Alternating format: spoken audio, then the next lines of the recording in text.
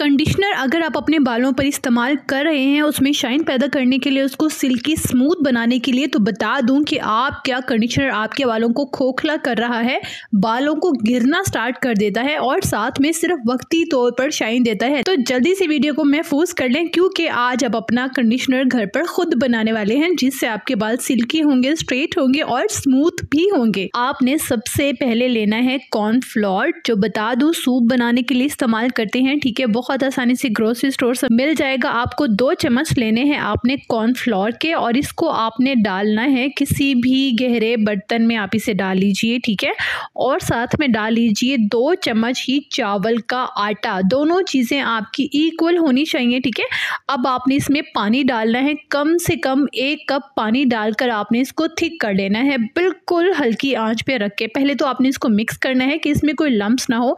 जब बहुत अच्छे से पानी में डिज़ोल्व हो जाए सारे इंग्रेडिएंट, ठीक है, यानी चावल का आटा और कॉर्नफ्लोर, फिर आपने हल्की आंच पर रखकर इसको थिक कर लेना है। जब ये थिक हो जाए तो आपने इसको ठंडा कर लेना है। जब तक बहुत अच्छे से रूम टेम्परेचर पर ये नहीं आ जाता आपने इसको ठंडा करना है। और ठंडा करने के बाद आपने नेक्स्ट चीज़ लेनी है एलोवेरा जेल, यानी कि फ्रेश एलोवेरा जेल, जिसके लिए यहाँ पे मैं लूँगी एलोवेरा। फाइनली जब हमारा एलोवेरा जेल आ जाए, कम से कम आपने लेना है आधा कप एलोवेरा जेल।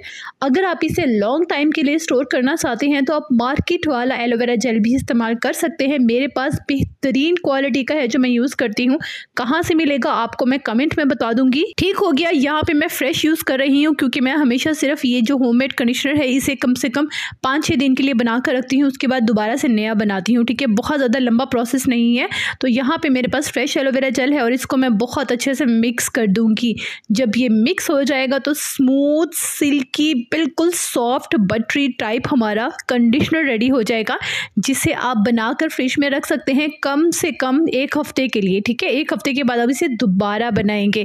अब बारी आती है कि आपने इसे लगाना कैसे है। एक बात याद रखिएगा कि इसका लगाने का थोड़ा सा प्रोसेस जो है वो डिफरेंट है। आपने पहले अच्छे से बालों को वॉश करना है, ऑयल वगैरह निकाल लेना है। ठीक है, जब अच्छे से बाल वॉश हो जाएं तो आपने हल्के गीले बालों में अच्छे से बालों को ड्राई कर लेना है और गीले बालों में इस कंडीशनर को लगाना है।